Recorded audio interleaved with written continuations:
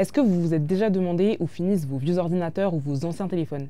Eh bien pour certains, ils atterrissent dans ces barangays. Ce sont des quartiers à Manille, la capitale des Philippines, où les gens vivent du recyclage et du traitement des déchets électroniques.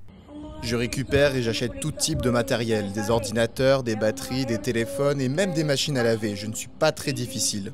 Quand on trouve ou qu'on reçoit un ordinateur, par exemple, on essaie de le vendre. S'il n'est pas utilisable, on le démantèle et on essaie de récupérer la carte mère et les autres matériaux. Forcément, ils sont exposés aux produits chimiques que contiennent les déchets dans lesquels ils travaillent et ils vivent. Il y a beaucoup de pathologies respiratoires, notamment de la tuberculose, mais il y a aussi des maladies plus spécifiquement liées au travail des personnes. Par exemple, tout ce qui est troubles musculo-squelettiques. Il y a aussi tout ce qui est l'inhalation de poussière, de fumée, notamment ils sont obligés de brûler certaines parties quand ils font du recyclage. 62 milliards de tonnes de déchets électroniques ont été produits en 2022 dans le monde et seulement 22% d'entre eux ont été recyclés et collectés selon les voies officielles.